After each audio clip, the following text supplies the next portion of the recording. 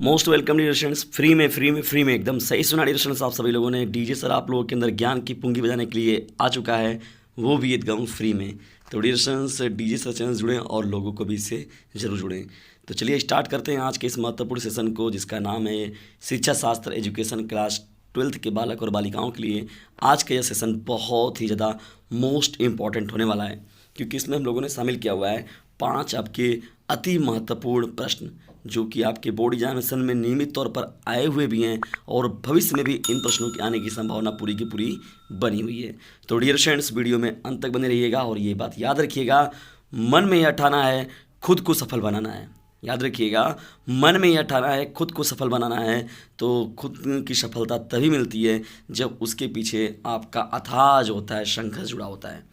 तो चलिए इसी संघर्ष और इसी उद्देश्य के साथ, इसी लक्ष्य के साथ हम लोग स्टार्ट करते हैं आज के इस महत्वपूर्ण सेशन का अपना पहला प्रश्न। पहला देखिए डियर हम लोग का प्रश्न क्या है, पूर्व प्राथमिक शिक्षा के 2 उद्देश्य बताइए।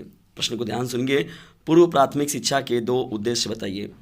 इसमें डियर देखिए, यहाँ पर पूर्व प्राथमिक शिक्षा की बात होती है जब यहाँ पर तो 1 से 5 तक के बच्चों की बात होती है ना, पूर्व प्राथमिक शिक्षा की बात हो रही है। ठीक है, याद रखिएगा, बहुत ही इंपॉर्टेंट है। पहला देखिए स्टूडेंट्स, यहाँ पर बात क्या होता है, बालकों को स्वास्थ्य वर्धक वातावरण जैसे खुली जगह की बात हो गई, शुद्ध हवा की बात हो गई, प्रकाश आदि उपलब्ध कराना, जिससे उनका शारीरिक अंग संचालन व पेशी समन्वय का विकास हो सके। भाई जाहिर सी बात, अगर प्रारंभिक बच्चा है 0 से 6 वर्ष तक के बारे में अगर बात किया जाए तो उनके पूरी की पूरी ऐसी व्यवस्थाएं मिले। देखिए क्या होता है कि एक स्वस्थ शरीर में ही स्वस्थ मस्तिष्क का निर्माण होता है। तो स्वस्थ शरीर कैसे होगा, जब वहाँ का वातावरण, वहाँ की जो इन्वायरमेंट है, वहाँ के रहन सहन क्या है, तो उसका ओवरऑल जो प्रभाव पड़ता है उस बालक के ऊपर पड़ता है। तो डिस्टेंस से बालकों की देखिए स्वास्थ्य वर्धक वातावरण में ज्ञान दिया जाए, उनको शुद्ध वातावरण में ज्ञान दिया जाए, शुद्ध हवा उनको मिल सके, जो भी चीज़ें मिले उन्हें शुद्ध हवा, शुद्ध पानी, शुद्ध क्या करते हैं हम लोग, जो भी चीज़ें वहाँ पर इन्वायरमेंट उसका हो वो शुद्ध हो। ठीक है, वहाँ प्रदूषण से ज़्यादा लेना देना ना हो, जिससे उनका शारीरिक अंग जो है संचालन जो हो या उनके पेशी समन्वय का विकास उचित तरीके पर सही रूप में सही मायने में हो सके। आइए देखते हैं हम लोग दूसरे उद्देश्य को। चलिए आगे बढ़ते हैं और देखते हैं दूसरा पॉइंट इसमें क्या दिया गया हम लोग का। देखिए बालकों में स्वास्थ्य संबंधित अच्छी आदतें, जैसे देखिए शौचालय जाना है, स्नान करना है, साफ सफाई से रहना है, भोजन करना आदि विकसित करना। यानी पूर्व प्राथमिक क्रिया में ये भी बातें बताई जाती हैं कि पूर्व प्राथमिक क्रिया में कि बालक जब जाते हैं तो उन लोगों को स्वास्थ्य संबंधी जितने भी आदतें होती हैं, जैसे शौच करके हमें हाथ धोना है। छोटे बच्चे हैं, छोटे बच्चे देखते हैं कि ज़्यादातर क्या होते हैं, वो अपने वस्त्र में ही, कपड़ों में ही बाथरूम वगैरह लैट्रिन वगैरह सब कर देते हैं। तो बाद में क्या होता है, उनको इन सभी चीज़ों को सिखाया जाता है कि बेटा ये सभी चीज़ जो करत हुआ तू वो सही नहीं है, ओके तू सही करा, सही तरीके से करा। उसको बताया जाता है कि नहीं ये गंदी चीज़ें, ये गंदी आदतें हैं, उसको अच्छी आदतें हम लोग सिखाते हैं। अब पता चला केड़े बच्चा हुआ गधा की तरह, पता चला सवेरे उठ गया, पहले आँख पता चला मुंह धोने नहीं और तुरंत पहले उन्हें खाना चाहिए। तो उन लोगों को बताया जाता है कि बेटा स्नान करो, मुंह हाथ धो, ब्रश करो, साफ सफाई करो, उसके बाद तुम किसी चीज़ को मांगो। देखते नहीं देखा, कहा जाता है कि माता पिता का बहुत बड़ा प्रभाव पड़ेगा इनमें। और देखो बहुत बड़ा कई के घर में देखबा तू जाके जब तो वहाँ पर घर में दलिद्र आदमी लड़ कर रही हैं, मतलब माता पिता भी दलिद्र और बच्चे तो तुरंत आँख मलते मतलब पहले उनके खाए चाहिए तुरंत। और किसी किसी घर में ऐसे भी हैं कि बच्चे तुरंत उठेंगे, मम्मी हमको टूथब्रश चाहिए, हम पहले ब्रश करेंगे, ये करेंगे, वो करेंगे, मुंह धोएंगे तब खाने जाएंगे। तो लेकिन अब यहाँ पर वही बात होती है कि जैसे उनका इन्वायरमेंट से जो ज्ञान मिलता है, तो साफ रहना, भोजन आदि का विकास करना, ये भी जो है पूर्व जो प्राथमिक क्रिया है उसके अंतर्गत ये सभी जो उद्देश्य को लेकर प्रारंभ किया जाता है इस उद्देश्य को। ठीक है, तो पूर्व प्राथमिक शिक्षा में इन सभी महत्वपूर्ण बातों को शामिल किया गया है।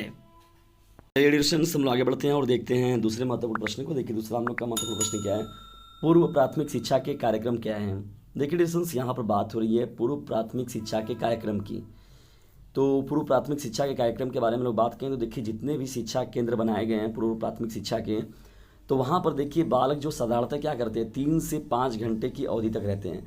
मतलब जो पूर्व प्राथमिक विद्यालय होते हैं वो सभी विद्यालय 3 घंटे से लेकर देखा जाए तो 5 घंटे तक वो खोला जाता है। ठीक है, और उसी में जो उन लोगों को महत्वपूर्ण जो भी नैतिक मूल्य सिखाने की बात होती है, जो भी उनके अंदर व्यवहार में परिवर्तन लाने की बात होती है, वो सभी चीज़ें की जाती है। क्योंकि देखिए डिस्टेंस यह माना जाता है कि छोटे बालकों को जिस प्रेम या सहानुभूति पूर्व व्यवहार की आवश्यकता होती है, वैसा व्यवहार पुरुषों की अपेक्षा नारी अधिक तरीके से दे सकती हैं। भाई जाहिर सी बात है, देखिए पूर्व प्राथमिक शिक्षा में इसीलिए बाल महिलाओं को ज़्यादा सम्मिलित किया जाता है। आप जितना भी तू लोग इंग्लिश मीडियम स्कूल में पहुंच जा, सब में देख बात तू लोग कौन की देखिए, सब में महिला देख बात डेस्कटॉप में मैडम दिख रही हैं, सब जितने भी छोटे बच्चे का ट्यूशन भी तू लोग पढ़ाओ तो सब मिलती हैं, मैडम आज ये काम दी, मैडम आज वो काम दी। तो यहाँ पर एक तरीके से क्या होता है, विद्या स्कूल में जो होता है तो प्राथमिक शिक्षा जो होती है, शिक्षा जो मिलता है, प्राथमिक टीचर जो होती है वो माँ होती है, और माँ का ही एक तरीके से दूसरा रूप जो विद्यालय में मिलता है वो मैम का रूप मिलता है। तो क्योंकि जो एक माना जाता है कि ये जो पुरुष जो होते हैं तो ज़्यादा इरिटेट होते हैं, मतलब वो उनके अंदर तुरंत पेशेंस टाइप की चीज़ नहीं है और मारने पीटने लगते हैं। हालांकि ये कोई मतलब लिंगवाद की बात नहीं है, लेकिन कहीं कहीं देखने को इसका विपरीत भी मिलता है, लेकिन ज़्यादातर जो प्रोबेबिलिटी देखने को मिलती है उसके आधार पर बात हो रहा है। तो ये सहानुभूतिपूर्वक व्यवहार जो दिखाते हैं तो वो अपनी नारी ज़्यादा बेहतर दिखाती हैं पूर्व प्राथमिक शिक्षा में। इसीलिए देखिए ये इनको ज़्यादा सम्मिलित किया गया है। जितने भी आप प्राइवेट स्कूलों को देख लेंगे, बड़ा से बड़ा तो लोग स्कूल देख ला, सब स्कूल में देखा वही सब भरल है, चीज़ें देखिए वही भरा गया। थोड़ा सा ज्ञान भले ही कम रहे, लेकिन उन लोगों को मतलब ज्ञान की आवश्यकता नहीं है, उन लोगों को उनके प्रेम व्यवहार की आवश्यकता है, सहानुभूतिपूर्ण व्यवहार की आवश्यकता है, उनके बेहतर तरीके से बिहेवियर की आवश्यकता है। ठीक है, तो ये बहुत बड़ा अपने आप में मायने रखता है। ठीक है ना डिस्टेंस, ये बहुत ही इंपॉर्टेंट बात है। आइए कुछ महत्वपूर्ण बातों को इसमें और जानते हैं हम लोग। तो डिस्टेंस देखें, यहाँ पर जो नारी अच्छी तरह से दे सकती हैं, मतलब वो ज्ञान जो है पुरुषों की अपेक्षा। इसलिए पूर्व प्राथमिक शिक्षा केंद्रों में अध्यापन व्यवस्था देखिए प्राय महिला अध्यापिकाओं के हाथों में ही रहता है। ज़्यादातर जगहों पर आप देखेंगे, आप लोग को ये सभी चीज़ें देखने को मिलेंगी कि मैक्सिमम जो अध्यापन केंद्र होता है पूर्व प्राथमिक शिक्षा पर, तो वहाँ पर प्रायोरिटी में जो होता है ज़्यादा संख्या जो होती है महिला अध्यापिकाओं की होती है। ठीक है, इन शिक्षा केंद्रों में बालकों को शिशु गीत, गिनती की बात हो गई, खेल की बात हो गई, व्यायाम की बात हो गई, सामूहिक नृत्य की बात हो गई, अभिनय की बात हो गई, चित्रकारी की बात हो गई, पालतू पशु पक्षियों की देखभाल की बात हो गई, बागवानी की बात हो गई, तथा कागज़, मिट्टी, गत्ते व लकड़ी के टुकड़ों से विभिन्न प्रकार के आकार बनाने और सिखाने की बात हो गई। तो ये सभी चीज़ों का जो अध्यापन कार्य किया जाता है वो पूर्व प्राथमिक शिक्षा में किया जाता है या पूर्व प्राथमिक विद्यालयों में किया जाता है। जो कि इन सभी चीज़ों में देखिए क्या होता है, महिलाएं जो होती हैं या महिला शिक्षक जो होती हैं, नारी शिक्षक जो होती हैं, वो अपना बढ़ चढ़कर योगदान देती हैं। ठीक है, शिक्षिकाओं को इसीलिए देखिए वो ज़्यादा प्रोबेबिलिटी दिया जाता है कि छोटे बच्चों के लिए या पूर्व प्राथमिक विद्यालय के बच्चों के लिए, पूर्व प्राथमिक शिक्षा के बच्चों के लिए मुख्य रूप से जो है नारी की सख्त ज़रूरत है।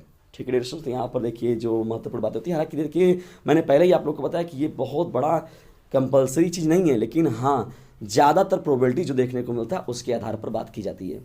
शिशु गीत, गिनती, खेल, व्यायाम, सामूहिक अभिनय, चित्रकारी, पालतू पशु पक्षियों की देखभाल की बात हो गई, बागवानी की बात हो गई, कागज़, मिट्टी या गत्ते या लकड़ी के टुकड़ों से जो विभिन्न प्रकार के खिलौने बनाते हैं छोटे छोटे बच्चे कि हम ये बनाएं, आज वो बनाएं, गाड़ी बनाएं, डॉल बनाए हैं, ये हमारा खेलने वाला सामान है, ये मेरी कुर्सी है, ये मेरा वो है। तो मतलब तरह तरह की चीज़ें जो बनाना सीखते हैं बच्चे, वो सभी की सभी चीज़ें जो हैं पूर्व प्राथमिक शिक्षा के अंतर्गत ही सीखते हैं। और वो 3 से 5 घंटे तक जो विद्यालय में अपना समय व्यतीत करते हैं, अलग मतलब 5 तक, मतलब 1 से 5 तक के बच्चों को अगर देखा जाए तो ड्यूरेशन मुख्य रूप से जो होता है इसमें शामिल किया जाता है। ठीक है, और ज़्यादातर देखेंगे कभी कभी इसमें आंगनबाड़ी, एक सुने होंगे आप, आंगनबाड़ी के अंतर्गत जो ज्ञान दिया जाता है वो भी कहीं ना कहीं से देखा जाए तो इसी के अंतर्गत ही उसमें उसे भी जोड़ा जाता है। ठीक है ड्यूरेशन, ये बहुत ही महत्वपूर्ण बातें हैं। और शिक्षा शास्त्र की समझ लीजिए, जो मैं चीज़ें टॉपिक बता रहा हूँ आप लोग को, ये सभी चीज़ें जो हैं वो शिक्षा शास्त्र की एकदम जान हैं। चलिए आगे बढ़ते हैं, लेकिन आगे बढ़ने से पहले यदि वीडियो पसंद आता तो इसे लाइक करें, शेयर करें, और चैनल पर नहीं तो चैनल को सब्सक्राइब करना बिल्कुल भी ना भूलें। और डिस्क्रिप्शन बॉक्स में जाइए, वहाँ पर एक महत्वपूर्ण नंबर आप लोग को मिलेगा 950 690 250 7। उस नंबर से आप व्हाट्सएप ग्रुप में मैसेज करिए, मैं आप लोग को ग्रुप में ऐड कर दूंगा। और मोस्ट इंपॉर्टेंट जो आप लोगों को नोट्स होगा, PDF होगा, जो मोस्ट इंपॉर्टेंट लेक्चर होगा, मैं आपको आसानी से उपलब्ध करा दूंगा। ठीक है डिस्टेंस, और वो भी बिल्कुल फ्री में। तो फ्री में मिलने वाली चीज़ों का कदर करिए, नहीं तो बाद में पछताना आपको पड़ेगा, मुझे नहीं। और डिस्टेंस इसे अपने क्लासमेट पर शेयर भी ज़रूर कर दीजिए। ठीक है, ताकि हो सकता है ऐसे आप एक छोटे से सराहनीय कदम से आपके कितने बहुत ही जो दुर्लभ बच्चे होंगे, असहयोग बच्चे, पुअर चिल्ड्रंस जो होंगे, उन लोगों का भला हो जाएगा। और उसके साथ ही साथ DJ सर चैनल का एक परिवार भी ब्रॉड पैमाने पर उपलब्ध बनेगा, बड़ी पैमाने पर दूसरे जगह पर लोग कवर करेगा, तो जिससे कि ये एक अपनी उपलब्धि भी अलग से बनाएगा। तो डिस्टेंस इतना काम ज़रूर करें। तो चलिए आइए बढ़ते हैं हम लोग। डाल्टन प्रणाली की 2 विशेषताएं बताइए। तो आइए हम लोग देखते हैं कि डाल्टन प्रणाली के प्रमुख दोष या प्रमुख विशेषताएं क्या रही हैं। देखिए डेकोरेशंस अगर हम लोग बात करें डाल्टन, तो ये डाल्टन प्रणाली जो लाई गई थी बहुत ही महत्वपूर्ण प्रणाली ये भी थी। देखिए एजुकेशन में बार बार प्रणालियों को चेंज भी किया गया अपने अपने तरीके से, जितने भी शिक्षा शास्त्री हैं उन्होंने अपने अपने तरीके से प्रणालियों को लाया। तो डाल्टन प्रणाली देखिए क्या थी, तो इसकी विशेषता क्या थी। पहली महत्वपूर्ण बात इसमें ये ली गई थी कि स्वतंत्रतापूर्ण वातावरण। पहला तो ये चीज़ हो गया कि स्वतंत्रतापूर्ण वातावरण हो इसमें, यानी इस पद्धति के अंतर्गत देखिए बालकों को स्वतंत्र वातावरण में पढ़ने का अवसर प्राप्त होता है। बालक अपनी इच्छा अनुसार जिस कक्षा में चाहता है उसमें वह प्रवेश ले सकता है। देखिए डिस्टेंस इन्वायरमेंट का बहुत बड़ा मैंने पहले ही आप लोग को बताया कि, और वो स्वतंत्रतापूर्ण वातावरण हो। चीज़ें सीखने के लिए ना इच्छुक हो, कोई चीज़ें पूछ ले, बता ले, शिक्षक को बता दे, शिक्षक से पूछ सके, वो पूरी उसको आज़ादी हो, पूरी छूट हो। अगर कभी कुछ गलती भी कर देता है, अगर मान लीजिए किसी चीज़ का वो खोज कर रहा है, उसमें कुछ गड़बड़ी भी हो जा रही है उसकी, तो मतलब उसके लिए बहुत ज़्यादा उसके ऊपर दबाव न डाला जाए। चीज़ें उसको समझाया जाए अच्छे से कि हाँ बेटा आपने ये जो चीज़ किया वो गलत कर दिया है, तू ये क्या कर दिला, गलत कर दिला, अब एक तू ऐसे कर लिया ये सही हो जाएगी। तो उस चीज़ को उसको सिखाने की बात होती है। ये नहीं कि तुरंत पता चला ले पढ़ पढ़ पढ़ पढ़ धाए धाए धाए, तो ये काम नहीं। तुरंत मतलब ये पहले ही बात कहा जाता है कि देखिए जब भी एच फैकल्टी ऑफ जब भी मैं बीएड किया बैचलर ऑफ एजुकेशन में, जब 2014 में एडमिशन लिया था मैं बीएचयू में, तो वहाँ पर भी हम लोग को देखिए यही चीज़ें बताई गई थी कि जब भी आप एजुकेशन दीजिए तो कभी भी आप लोगों को बच्चों के ऊपर हाथ नहीं उठाना है। तो ये देखिए बहुत ही महत्वपूर्ण चीज़। हालांकि देखिए एक कहावत बहुत बड़े बुजुर्ग लोगों ने कहा है, हमारे घर के लोगों भी, जो बूढ़ी दादी वगैरह वो लोग भी कहती रहती है नियमित तौर पर कि जब मुक्का बैठा घम घम तो विद्या में झम झम। तो मतलब विद्या बैठा मुक्का बैठा घम घम तो विद्या में झम झम। तो मतलब लोगों को कहना है कि मतलब जितनी ज़्यादा पीटेंगे उतनी ज़्यादा लोगों को ज्ञान आएगा। ये पुरानी चीज़ें थी, बड़ी पीटा गया बच्चों को, लेकिन अब ऐसी चीज़ें नहीं है, ठीक है। ताकि बच्चों के अंदर डर न पैदा हो, इस चीज़ों एक उनको ऐसा वातावरण मिले। तो डाल्टन प्रणाली की देखने से पहली तो यही हो गई कि स्वतंत्रतापूर्ण वातावरण उसे मिले। दूसरे महत्वपूर्ण बात की ओर हम लोग बढ़ते हैं। देखिए यहाँ पर खोज करने का उन्हें अवसर देना। खोज करने का अवसर देना भी डाल्टन प्रणाली की दूसरी एक महत्वपूर्ण विशेषता है। यानी खोज करने का अवसर का मतलब क्या है। इस पद्धति में देखिए डिस्टेंस खोज करने की प्रवृत्ति का विकास बालकों में होता है। बालक अध्ययन करते समय नई नई बातों की खोज करना शुरू कर देता है। यानी डाल्टन प्रणाली के अंतर्गत इस बात का भी जिक्र किया गया कि हम लोग उसे ऐसा अवसर दें कि वो कुछ चीज़ों को खोजे, बताए कि सर ये मैंने इस चीज़ को पाया है, मैंने ये बातें की हैं, मैंने इन चीज़ को निकाल के देखिए यहाँ पर मैंने इस चीज़ को पाया, मैं इसका मैंने खोज किया है। तो किसी चीज़ को बच्चा अगर खोजता है तो उसके अंदर बड़ी प्रफुल्लता होती है, बड़ा खुश होता है ये चीज़ की हम खोज दिली। तो खोज करने का अवसर उपलब्ध कराना जो है वो भी डाल्टन प्रणाली की एक महत्वपूर्ण विशेषता है। चलिए डिस्कशन हम लोग आगे बढ़ते हैं, वो देखते हैं। देखिए चौथा आपका देखिए महत्वपूर्ण प्रश्न क्या है, किंडरगार्टन प्रणाली का अर्थ बताइए। किंडरगार्टन प्रणाली का अर्थ बताइए, बहुत ही मोस्ट इंपॉर्टेंट प्रश्न है। देखिए किंडरगार्टन प्रणाली का अर्थ अगर बात किया जाए तो देखिए महान शिक्षा शास्त्री तथा समाज सुधारक जिनका नाम था फ्रोबेल, ये हमारे एडिटर साहब जो हैं मिस्टर योगेश्वर नाथ सिंह जो है थोड़ी सी गलती कर दी है, इन्होंने यहाँ पर नोबेल लिख दिया है, तो कोई बात नहीं डिस्कशंस, लेकिन उनके इस काम के लिए भी हम लोग सराहनीय हैं क्योंकि वो अपना योगदान देते हैं महत्वपूर्ण, ये बहुत बड़ी बात है।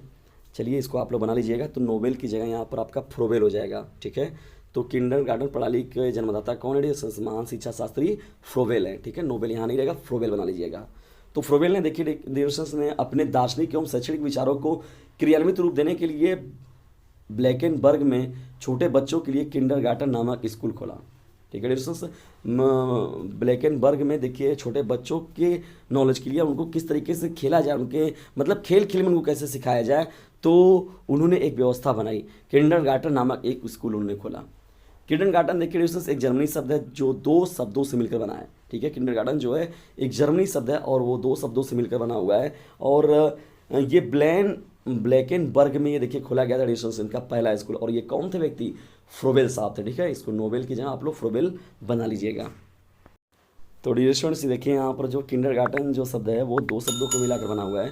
देखिए जिसमें किंडर एक आता है तथा गार्टन दूसरा आ जाता है, जिसमें कि किंडर का अर्थ क्या होता है, बालक होता है, और गार्टन का अर्थ क्या होता है, बगीचा होता है। इस प्रकार अगर हम लोग देखिए डिस्कशंस बात करें किंडरगार्टन शब्द का अर्थ तो बच्चों का बगीचा, ऐसा बगीचा जहाँ पर कि बच्चे विभिन्न प्रकार के मिले। जैसे हम लोग एक बगीचे में पहुँचते हैं, एक गार्डन में पहुँचते हैं, तो वहाँ पर विभिन्न प्रकार के पौधे हम लोग को मिलते हैं, विभिन्न विशेषताओं वाले, विभिन्न गुणों वाले, विभिन्न अभिव्यक्ति वाले मिलते हैं, वो अलग अलग अपनी अलग अलग पहचान रखते हैं। वैसे ही बच्चों का बगीचा किंडरगार्टन मतलब बच्चे विभिन्न प्रकार के वहाँ पर देखने को मिलेंगे। इस दृष्टि से देखिए जाता है तो उसका स्कूल ऐसा बाग था जिसमें बालक रूपी पौधा शिक्षक रूपी मालिक की देखरेख में स्वाभाविक रूप से विकसित होने का अवसर प्राप्त करता था। मतलब किंडरगार्टन डिस्टेंस देखा जाए एक तरीके से तो खेल खेल में कैसे बच्चे को सिखाया जाए, यानी वो एक ऐसा बगीचा था बालकों का जहाँ की जो बालक थे वो एक छोटा सा पौधा था और शिक्षक जो था उस पौधे का माली है। और जानते हैं कि एक माली की कितनी आवश्यकता होती है किसी भी छोटे पौधे या बड़े पौधे के लिए। अगर माली उसकी देख रेख ना करे तो वो उस पौधे का कोई अस्तित्व तो नहीं रहता है, वो कुछ दिनों के बाद समाप्त हो जाता है या बढ़ता भी है तो आन का तान वो निकल जाता है। तो कहीं ना कहीं से देखिए डियर स्टूडेंट्स जो इसमें महत्वपूर्ण योगदान देता है, तो यहाँ पर देखिए दोनों का महत्वपूर्ण बात समझिए कि बालक जो है वो पौधे के रूप में है, नन्हे पौधे के रूप में है, और शिक्षक जो है वो माली के रूप में है। माली जिस प्रकार से सींचता है उस पौधे को, देखता है, जिस प्रकार से वो उसकी देखभाल करता है, सींचता है उसको, वैसे ही वो पौधा आगे चलकर लोगों के लिए लाभ पहुंचाता है। तो डियर्स किंडरगार्टन का एक बहुत ही गहराई भरा ये अर्थ है, और जो फ्रोवेल साहब जो शिक्षा शास्त्री रहे हैं उनका बहुत ही बड़ा योगदान रहा है। उनके इस काम के लिए उनको बहुत ही बड़ी सराहना भी दी गई, और ये एक बहुत बड़ी चीज़ उपलब्धि उनकी है फ्रोवेल साहब की, कि उन्होंने बच्चों को बताया कि खेल खेल में बच्चों को कैसे हम लोग पढ़ा सकते हैं और किस तरीके से उस पौधे रूपी नन्हे से बालक को हम लोग सींच कर एक वृक्ष के रूप दे सकते हैं। चलिए डिस्कशन हम लोग आगे बढ़ते हैं और देखिए आज के अंतिम अपने पेपर पर प्रश्न बढ़ते हैं हम लोग, और ये आज के सेशन का हम लोग का अंतिम प्रश्न है। और डिस्कशन देखिए मैंने जो शिक्षा शास्त्र हो गया, समाज शास्त्र हो गया, नागरिक शास्त्र हो गया, या तो जितने भी साइड के आप लोग के अदर स्टूडेंट्स होंगे, एग्रीकल्चर की बात हो गई, और उसके साथ ही साथ कॉमर्स साइड के बच्चों की बात हो गई, आर्ट साइड के बच्चों की बात हो गई, मैथ और बायो के बच्चों की साइड की बात हो गई। तो डिस्कशन मैंने उन सभी बच्चों के लिए बहुत ही महत्वपूर्ण लेक्चर अपने उपलब्ध करा रखे हैं। डिस्कशन जाइए उनको देखिए, प्लेलिस्ट वाइज भी वहाँ पर दिया गया है। आप जब डीजे सर चैनल का पेज खोलेंगे तो वहाँ पर प्लेलिस्ट वाइज आप लोग को सब्जेक्ट वाइज मिल जाएगा। यदि नहीं आपको समझ में आता तो जो मैंने नंबर दे रखा है उस पर व्हाट्सएप ग्रुप पर मैसेज करिए, मैं नोट्स के साथ आप लोग को जो लेक्चर होगा वो उपलब्ध करा दूँगा। तो डियर स्टूडेंट्स इसका लाभ भरपूर उठाइए, क्योंकि चीज़ें आप लोग के लिए बिल्कुल फ्री में है। तो फ्री में चीज़ों का कदर करिए डियर स्टूडेंट्स, और इसे दूर तक फैलाइए, ठीक है। क्योंकि इतनी महंगाई में, इतनी भाग दौड़ भरी ज़िंदगी में कोई यदि आप लोगों के लिए फ्री में व्यवस्थाएं उपलब्ध करा रहा है तो वो अपने आप में उस व्यक्ति की भी कुछ न कुछ अपने आप में उपलब्धि है, और उसके साथ ही साथ वो आप लोगों के लिए एक बहुत ही विशेष कुछ करना चाहता है, या उसका एक गोल है, उसका एक एम है। तो देखिए एजुकेशन क्या हो चुका है, अब एजुकेशन में ही बहुत बड़े बड़े बिजनेसमैन घुस चुके हैं, तो देख ही रहे हैं आप, और कितना महंगा हो चुका है ये भी आप अच्छे से जान रहे हैं। तो डियर स्टूडेंट्स इसको किस तरीके से हम लोग आसान तरीके से बना सकते हैं, ये कहीं ना कहीं से हम लोगों को ला कर जो देने का कार्य करता है। प्राइवेट सरकारी वालों के जनते हुआ वो तो गधा की तरह तुमने पैसा तो भर लिए मजे का, सरकार से मिल ही रहा है, उन लोगों को कोई मतलब ही नहीं है, और प्राइवेट वाले जो हैं वो अपना भरपूर चूस रहे हैं। तो डियर स्टूडेंट्स देखा जाए तो एक तरीके से बहुत ही अनियमितताएँ हैं, और आर्ट्स वालों को तो वैसे ही कोई इज्जत नहीं करता है। तो आर्ट्स वालों का भी कोर्स अपने आप में बहुत जटिल है डियर स्टूडेंट्स, ये मनाने वाली बातें हैं, और बहुत ही इंपॉर्टेंट इन लोगों का भी रहता है, और बहुत बड़ी उपलब्धि इससे भी लोग हासिल कर सकते हैं। तो बढ़ते हैं हम लोग पाँचवें प्रश्न की ओर। किंडरगार्टन प्रणाली के 2 खेल लिखिए। तो डिस्कशन देखिए किंडरगार्टन प्रणाली की देखिए 2 प्रमुख खेलों के बारे में हम लोग बात करें तो देखिए पहला क्या है, मनोरंजन एवं रचनात्मक खेल। जैसे मनोरंजन एवं रचनात्मक खेलों का आयोजन मनोरंजन एवं रचना के लिए किया जाता है, जैसे दौड़ना हो गया, घूमना हो गया, झूला झूलना हो गया। दौड़ने के लिए चलो बेटा तू दोनों ने दौड़ा, देखिए के जीतत हुआ, 2 लोग दौड़ा देते हैं हम लोग तो पता चला कि फलाने जीत गई ना, मोहन और फलाने और ढेकाने को हमने दौड़ा दिया तो फलाने जीत गया और ढेकाने हार गए, ठीक है। या घूमने के लिए दोनों को छोड़ दिया गया, तो कोई चीज़ों को देख के हम जाओ बेटा हाउ जब पहाड़ के देख के आवा लोगों ने, या पेड़ के देख के आवा, दोनों जने देख के आओ, दोनों के जने बारे में पूछा हुआ, तो दोनों लोग गए अपने अपने तरीके से देख के। अब दोनों लोगों से पूछा जाएगा कि बेटा ये क्या क्या तुम देखे उसमें, तो इस तरीके से सीखते हैं बच्चे। झूला झूलना हो गया, वो उधर बैठ गया, 4 लोग उधर बैठ गए, 2 मिला इधर बैठ गया, उठ जा रहा है, नीचे हो जा रहा है, तो चीज़ें सीखते हैं डियर। यही मैंने पहले ही बताया कि खेल खेल में सिखाना। तो देखिए अब यहाँ पर क्या रस्सी हम लोग दे दिए, एक तरफ 5 लोग कर दिए, एक तरफ 2 लोग को, अब 5 लोग मिलकर पता चला 2 लोग को खींच दिए, तो कहा जाएगा एक तांबल है। मतलब कैसे सिखाया जाएगा किसी चीज़ों को, ये किंडरगार्टन प्रणाली में हम लोग को अच्छे से सीखने को मिलता है, और ये शिक्षक के लिए भी बहुत ज़रूरी है। बढ़ते हैं हम लोग दूसरे पॉइंट की ओर। देखिए कल्पना शक्ति का विकास करने वाले खेल, दूसरा पॉइंट जो हो जाएगा डिस्कस महत्वपूर्ण है, कल्पना शक्ति का विकास करने वाले खेलों को भी किंडरगार्टन प्रणाली में शामिल किया गया है। कल्पना शक्ति का विकास करने वाले खेल का मतलब क्या है? ये इस प्रकार के खेल है जिसमें बालक की कल्पना शक्ति का विकास होता है। अगर उदाहरण के लिए हम लोग बात करें, देखिए, उपहारों के द्वारा नाना प्रकार की आकृतियों का निर्माण करना। कई प्रकार की आकृतियों का निर्माण करना। बेटा ये चीज़ बना दोगे तो हम ये चीज़ देंगे। एक को साड़ी किनारा बना देगा तो लोग क्या उम्मीद है। एक को बॉक्स में ई बना दो, माचिस का डिब्बा लेके कुछ बना कर दिखा दो हमको। क्राफ्ट की बात हो गई, किसी प्रोजेक्ट की बात हो गई, बना कर दीजिए तो उनको उसके बदले हम लोगों ने उपहार दे दिया, उसके बदले हम लोगों ने उन्हें सम्मानित कर दिया। तो वो बच्चे क्या होते हैं, उनके अंदर एक कल्पना शक्ति आती है कि अरे हम लोगों को ये सभी चीज़ें सोच के हम ये चीज़ बना सकते हैं। ये सभी वो लड़का बनाया था तो इस चीज़ को हम भी बना सकते हैं। तो डिस्टेंस ये बहुत ही महत्वपूर्ण बात होती है और किंडरगार्टन प्रणाली को इसमें शामिल किया गया, जिसमें फ्रोबेल साहब ने अपना बहुत ही महत्वपूर्ण योगदान दिया। तो डियर स्टूडेंट्स, एक बार मैं फिर से आप लोग को कह रहा हूँ कि फ्री में जो चीज़ें आप लोग को उपलब्ध कराई जा रही हैं तो उसका भरपूर लाभ उठाइए और खुद भी लाभान्वित होइए और दूसरों को भी लाभान्वित करिए। और डीजे सर चैनल को फैला दीजिए पूरे उत्तर प्रदेश में, और आने वाले समय में ये पूरे भारत के कई राज्यों को कवर करेगा। तो डियर स्टूडेंट्स, ऐसी ही आशाओं के साथ हम लोगों ने इस डीजे सर चैनल पर एक अपना फ्री एजुकेशन का मुहिम हम लोगों ने प्रारंभ किया हुआ है और इसका लक्ष्य तभी प्राप्त किया जा सकता है जब आप सभी लोग भी अपना महत्वपूर्ण योगदान इसमें देंगे। आप लोगों को बस कुछ नहीं करना डियर स्टूडेंट्स, बस केवल और केवल only share videos. DJ sir channel के वीडियोस को बस आप लोग को शेयर करना है। तो डियर स्टूडेंट्स, जल्दी मिलते हैं हम लोग नेक्स्ट वीडियो में। तब तक के लिए टेक केयर, गुड बाय, जय हिंद, जय भारत। चलते चलते मेरी एक बात याद रखना, इसे शेयर करना ना भूलना, इसे शेयर करना ना भूलना। तो डियर फ्रेंड्स, इसे शेयर ज़रूर कीजिए। टेक केयर, गुड बाय, जय हिंद, जय भारत।